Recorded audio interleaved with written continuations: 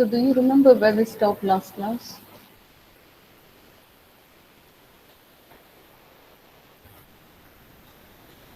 Anyone?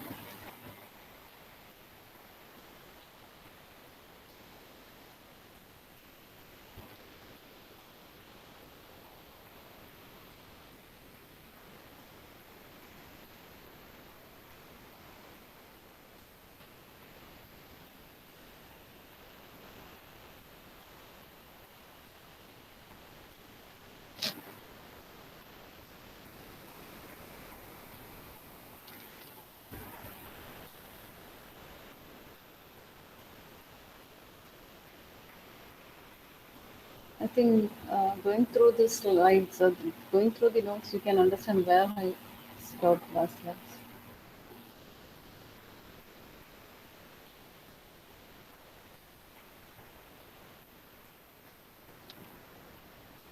We were designing firmware using different languages. The first language that we were discussing was assembly language-based development. Then second was high-level language-based development. And third, we were discussing about mixing of assembly language and high-level language.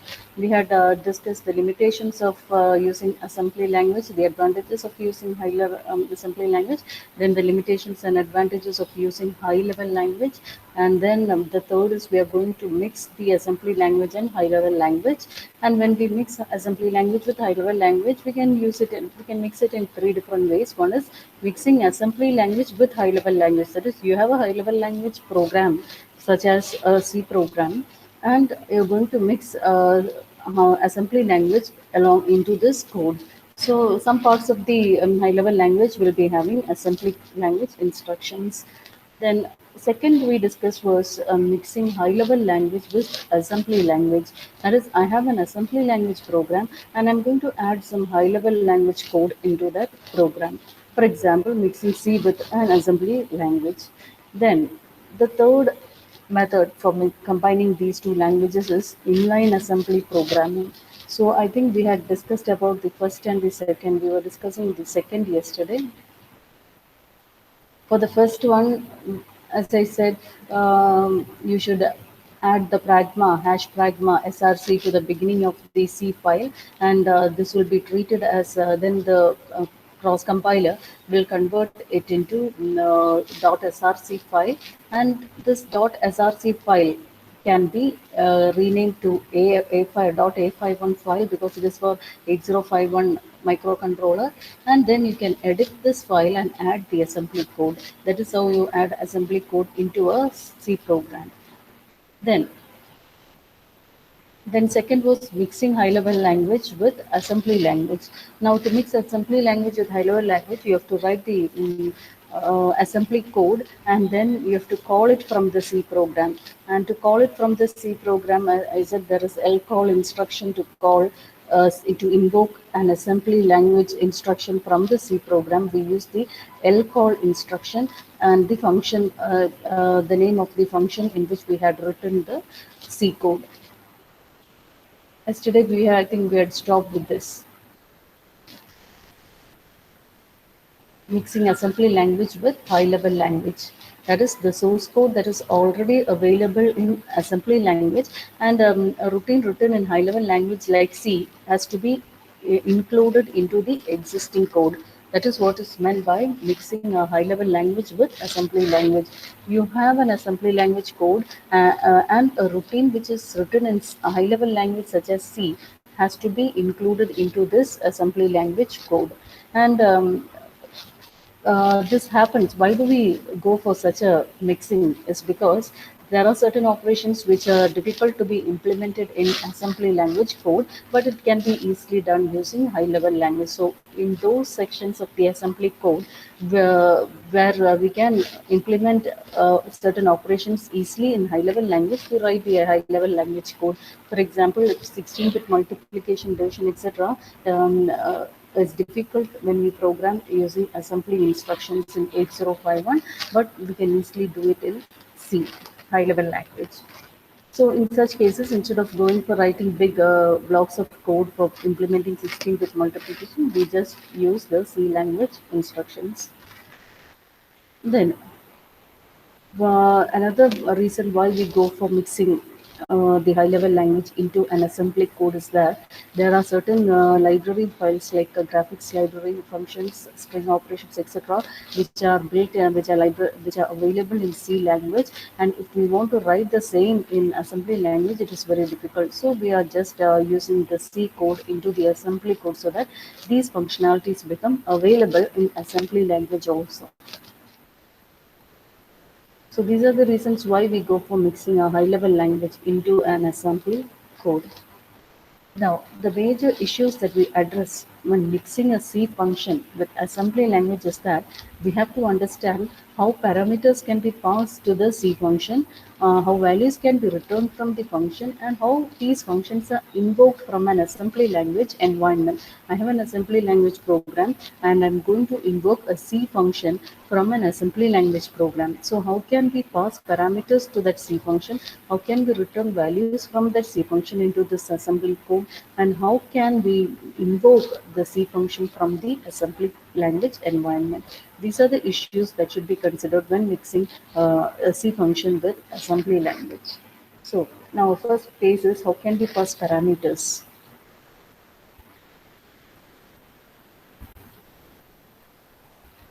Hello, can you hear me?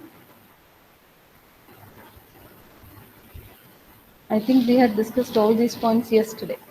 Do you remember?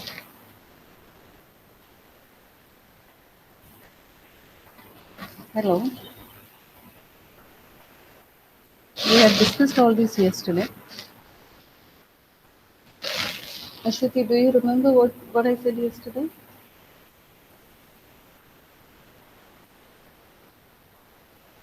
Okay, these portions were covered yesterday also, but just I'm just going through what I said yesterday. Okay,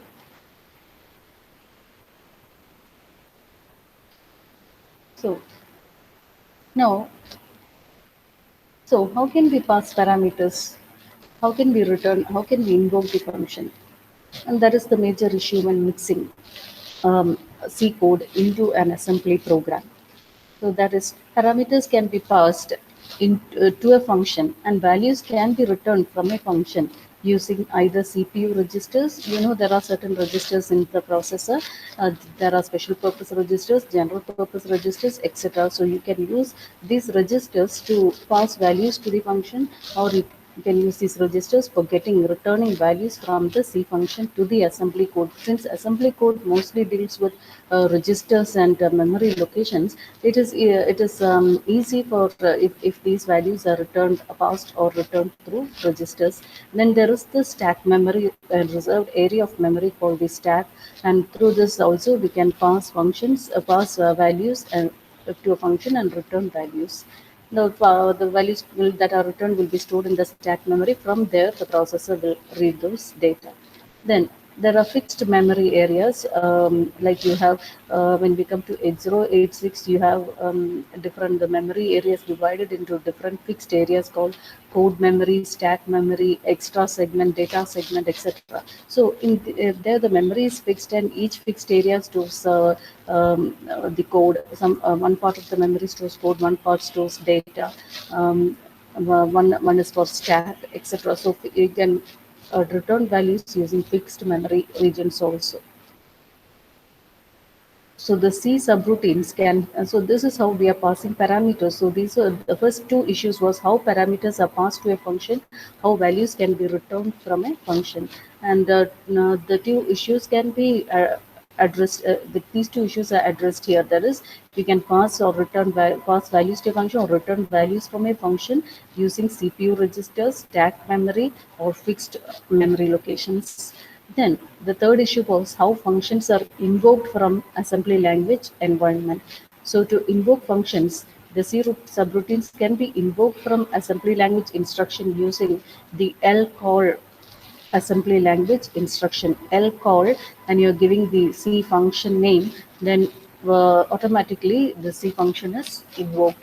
And this is the lcall is the assembly language instruction that invokes the C function from an assembly language program. And here this underscore means the C here the C function is the function which is written in C. The C function is the name of the function that is written in C, and this prefix underscore it informs the cross compiler that the parameters to this function are passed through registers. If there is an underscore before the function name, it indicates that it is an indication to the cross compiler that the parameters are passed through registers.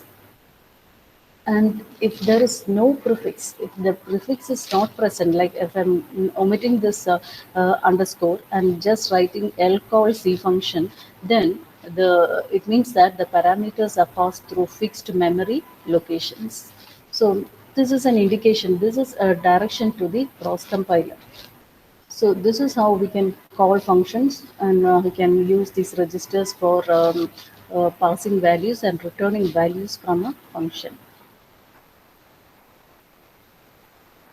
So, how can we pass parameters or return values from a C function in an assembly language program? Can anyone say?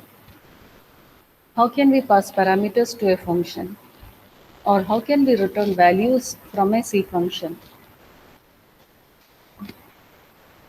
through an assembly language program? I have an assembly language program. In that program, I'm going to invoke a C function. When we invoke C functions, we need to pass parameters. Sometimes we need to return values from the function. So what are the different ways? Okay, using CPU registers, you can use fixed memory locations and stack, isn't it? So these are the three ways. Now, how can we invoke a C function from an assembly language program? I've written an assembly language code. Inside that assembly language code, I want to call a C function. How can I invoke that C function from the assembly language program? Harita, can you answer? Okay, sure. The L call a space, after L call there is space. You had put a space between L and call, isn't it? L call is a single instruction. L call, then space, there is an underscore, which is if there can be an underscore, there may not be an underscore. And if there is an underscore, what does that mean before the C function name? If there is an underscore, what does it mean? I said there may or may not be an underscore. Yes, through registers means what is passed through registers?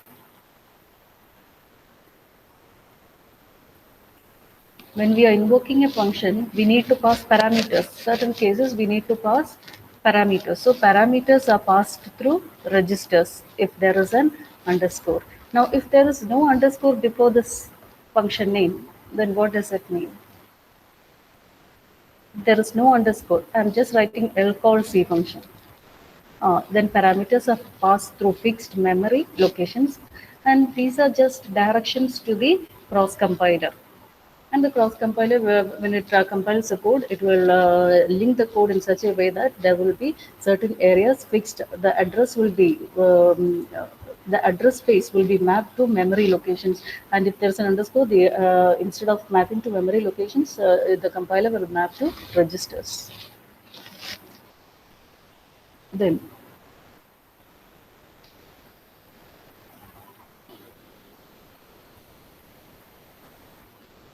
now we are just taking the case of the C51 cross compiler. An example cross compiler C51 cross compiler. The C51 cross compiler is for 8051 microcontroller. So this cross compiler will generate code for 8051 microcontroller. As I said, cross compilers are processor dependent, and each cross compiler it will develop assembly code for a particular processor only. And here the C51 is a cross compiler developed by Keil Software. Keil Software, and they have designed this cross compiler for the 8051 microcontroller.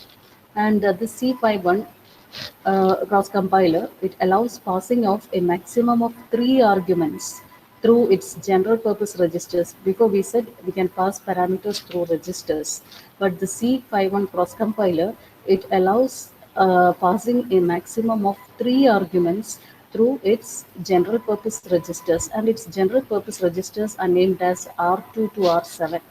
R2 to R7 are its general purpose registers. So, and through these general purpose registers, at a time, this cross compiler will allow a maximum of three arguments to be passed, and these three arguments will be passed through its general purpose registers. Now these arguments that we pass to a function, they can be characters, variables, or they can be integers. So if the three arguments are character variables, if the parameters that we are passing, all the three parameters, if they are character variables, then they are passed to the function using registers R7, R6, and R5. We said there are the general purpose registers are R2 to R7, and if you need to pass character variables as arguments, then the three registers that are used will be R5, R6, R7, R6, and R5.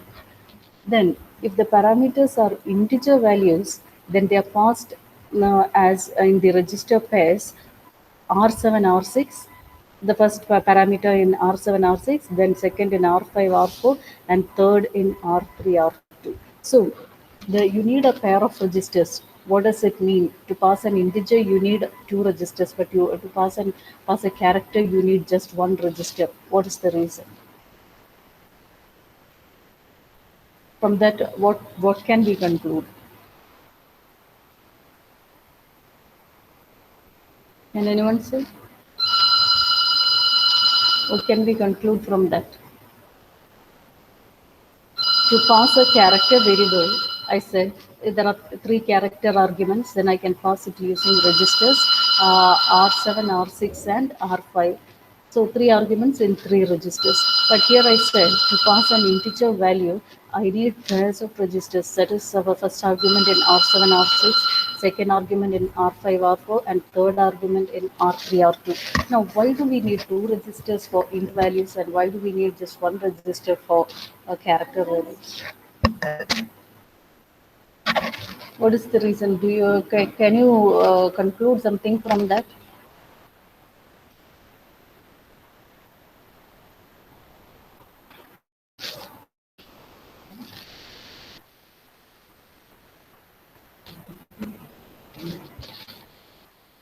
Do you have any idea about it?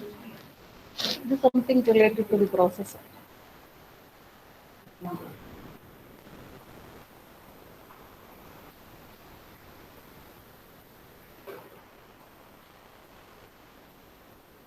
So here it means that these registers are only 8-bit registers, isn't it? And the character variable character occupies just 8 bytes. In a in a C program, a character occupies only 1 byte in memory. You might have studied data types in C, isn't it? Do you remember C programming? Hmm? Anyone?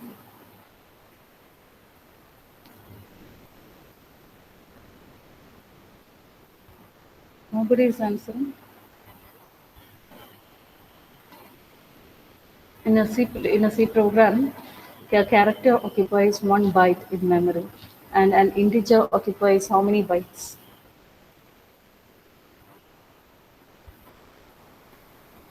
In a C program, integer occupies 2 bytes in memory.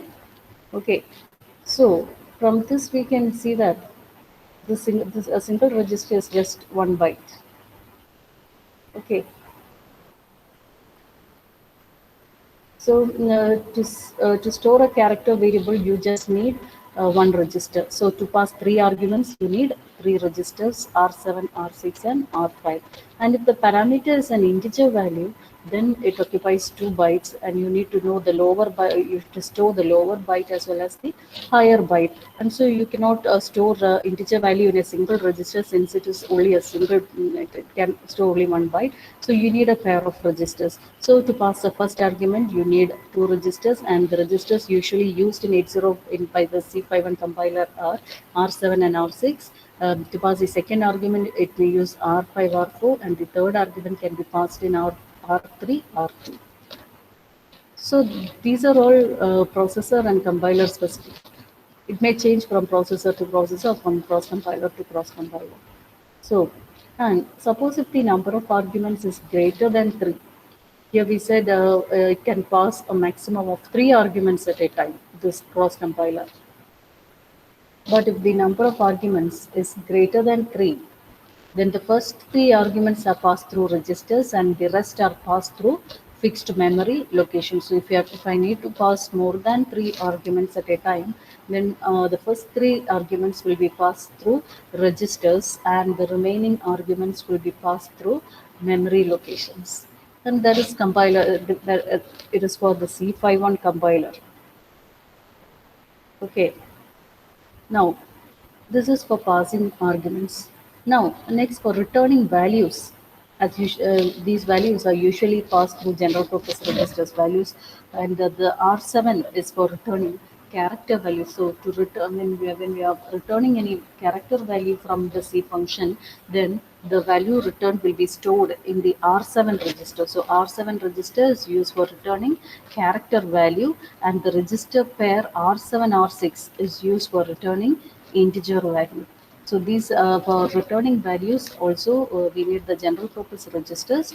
For returning character value we use R7 register, and for returning integer values we use the R7 because integers need 2 bytes. So R7 R6 register pairs are used for returning values. So this is how values are passed and values are returned from a C program using C51 cross compiler for the 8051 microcontroller. So is it clear?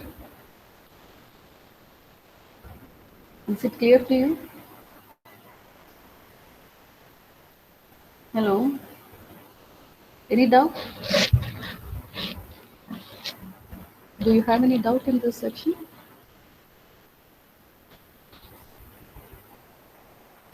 Okay.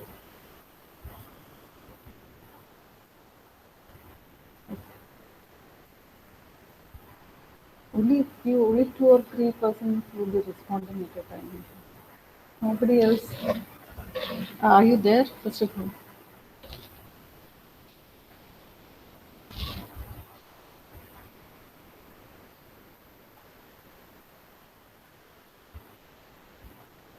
No.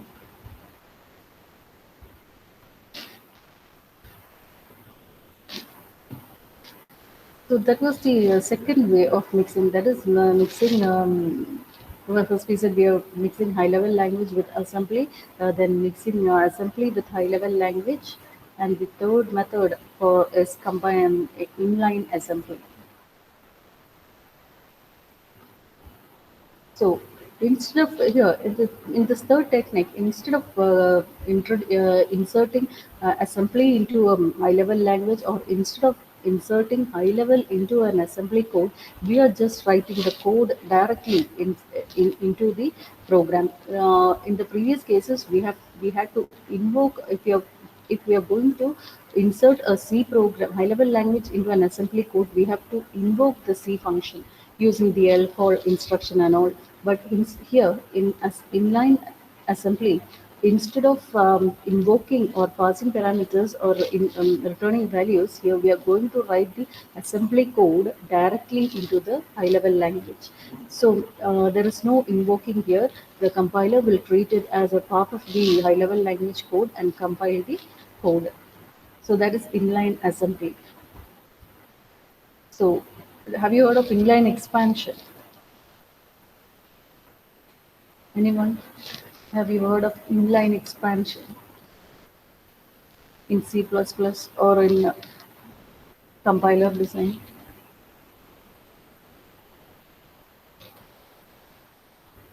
Expanding the code at the point of call, that is inline expansion. Instead of jumping, when I call a particular function from my main program, what the compiler does, the execution flow will stop at the point of call and it will jump to the function after saving the current values, and then after executing the function it will return back to the point of call. That is what is happening in normal function calls. But in inline expansion, instead of jumping to the called function, the body of the function is inserted at the point of call. So there is no jumping to and from the function. Code itself is expanded at the point of call, and the compiler and the control will be proceeding as it is instead of jumping to a new to the called function. So here also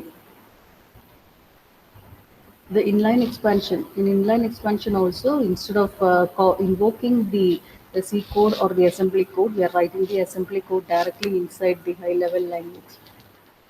So that is what is written here. It is a technique for inserting the target processor or controller specific assembly instruction. Inserting the processor or the controller specific assembly language instruction at any point, at any location of the source code written in a high level language such as C. I have a C code and I'm going to insert assembly language instructions into the C code. I'm directly writing the instructions. Instead of jumping to the assembly routine, I'm directly writing the assembly instruction in the C code. And this avoids the delay in calling an assembly routine. So you need not call the assembly routine. You just need to insert the code, and then the compiler will execute it step by step from the C code inside the C code itself.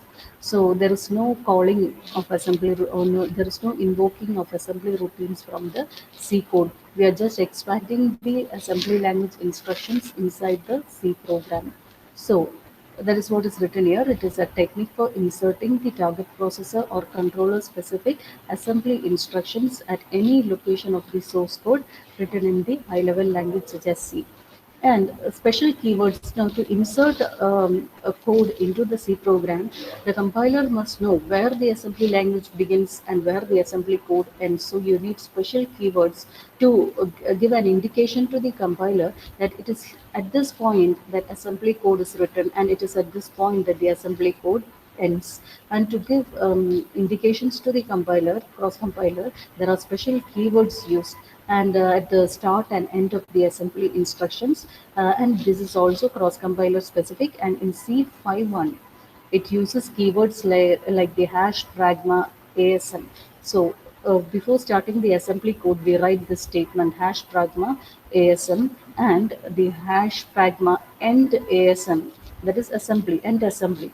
Assembly, the ASM is a short form of assembly. So hash pragma end ASM will indicate the end of the block of code. So when the example is shown here, that is hash pragma ASM is written at the beginning, and then I'm inside. After that, I'm going to write assembly language instruction, that is move a comma hash 13h. That is, I'm going to move this immediate value, that is 13h is the immediate value directly given in the instruction, and I'm going to move this 13 into the accumulator of the 8051 microcontroller. This instruction set is for 8051 microcontroller, and I can write the 8051 microcontroller instruction set inside the C program, and then I can use hash pragma end ASM to show the end of the assembly instruction. So this is the code that I'm going to insert inside a C program. And when the compiler sees this hash pragma, it will consider the rest of the lines as assembly instructions. And when it reaches this statement, it will consider it as the end of the assembly instruction. So C51 uses the keyword hash pragma ASM and the hash pragma end ASM to indicate the block of code which is written in assembly language. Is it clear to you? Hello? Is it clear to you now? And that is called inline assembly. Inline assembly is a university question, asked for 4 marks. Do you have any doubt?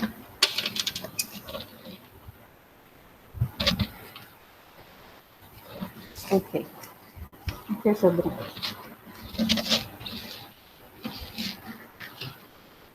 You see your attendance, please.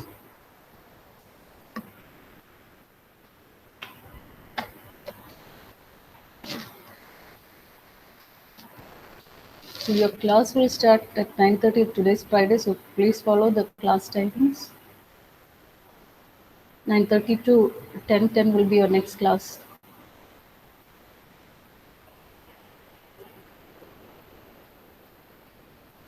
There is no break, okay?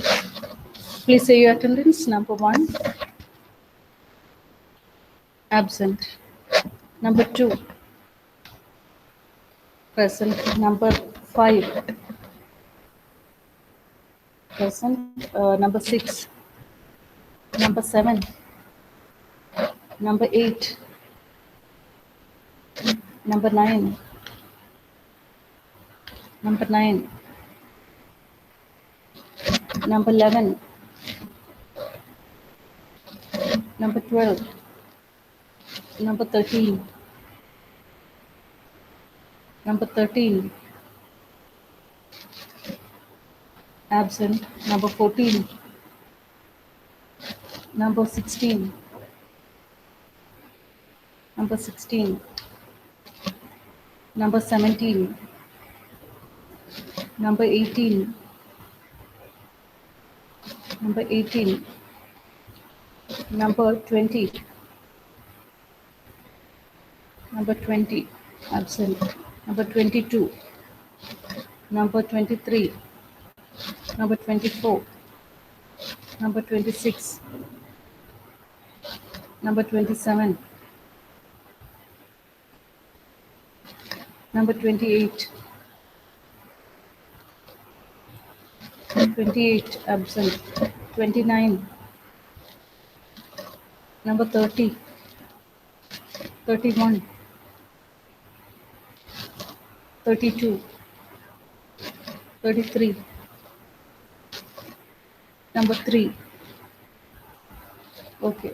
Absent is 1, 9, 13, പക്ഷെ 15. One Abhilash കറണ്ടിലാണ് മണി. നേരത്തെ ഉണ്ടായിരുന്നോ? ഇല്ല, നേരത്തെ കേറിയില്ല. അവിടെ കറണ്ടില്ല അവിടെ അടുത്ത. ആ ഓക്കെ. ഓ മെസ്സേജ് ഇടാൻ പറയണേ. ഓ കറണ്ട് ശരി. Number 9, absent. 13, absent. 16, absent. 18, absent. 20 and 28. Okay. Thank you. Don't leave the session, okay?